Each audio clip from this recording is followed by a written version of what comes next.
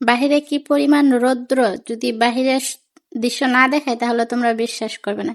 এই তো দেখতে পাচ্ছ, এটা কিন্তু হচ্ছে আমার রুমের দরজার সামনে, এত পরিমাণ সূর্যের তাপ।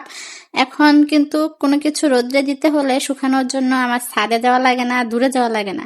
সকাল 8টা থেকে শুরু হয়, বিকাল 5টা পর্যন্ত এক টানা এরকম রৌদ্র থাকে। কারণ আমার ঘরের যে মেন দরজাটা, এটা পশ্চিমের দিকে। তো সূর্য তো সবসময় জানোই পশ্চিম দিকে যায় আস্তে আস্তে সকালে উদয় হওয়ার পর। তো দেখতে পাচ্ছ কি অবস্থা, সূর্যের কি পরিমাণ তাপমাত্রা। আর আমি এই সূর্যের তাপের মধ্যে কি কি শুকাচ্ছি, এখানে চাউল দিয়ে রাখছি, চাউলের মধ্যে হালকা কালো কালো যে পোকা হয় এরকম হয়ে গেছে।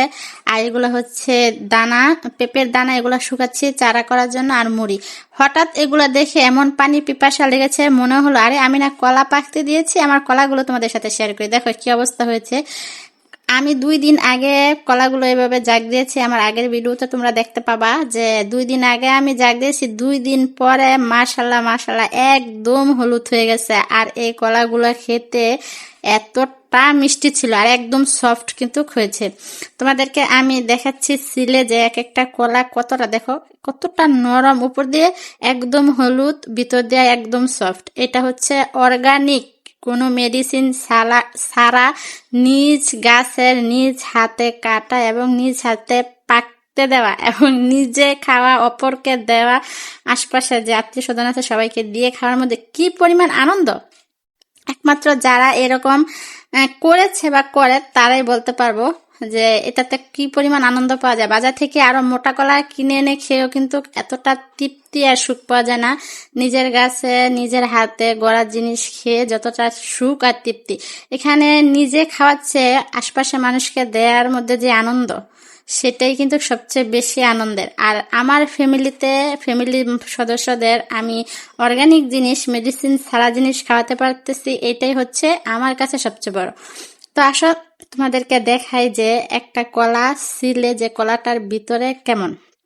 যদি না দেখাই তাহলে তো বুঝতে পারবা না। যে এখানে আমি 2টা কলা নিয়েছি, এখান থেকে একটা কলা ছিলে ভিতরে থেকে দেখাবো যে কেমন। তো আমি তো এক হাতে মোবাইল ধরে আছি আর এক হাতে কলাটা কাটা মানে সিলার চেষ্টা করতেছিলাম। তো দেখতে পাবা, দাঁড়াও তোমাদেরকে সিলে আমি দেখাই। দেখো উপরে কিন্তু খোসাটাও একদম সফট ছিল, দেখো খোসাটা এত পাতলা আর কলাটা এত মানে মোটা, ভিতরে 2-1টা দানা আছে। আমি যখন কলাটা খাচ্ছি, এর আগে তোমাদের দেখাচ্ছি যে দেখো ভিতরটা 2-1টা দানা থাকে, এত মিষ্টি। এই কলার নাম আমাদের এখানে বলা হয় গেরা সুন্দরী। তোমাদের কোন এলাকায় কি বলে অবশ্যই কমেন্ট করে জানাবা যে তোমাদের এলাকায় এই কলাটাকে কি বলা হয়। আমরা তো এটাকে গেরা সুন্দরী বলি। আর দেখো এই যে ভিতরে দানা দেখা যাচ্ছে, 2-1টা দানা আছে, প্রচুর মিষ্টি।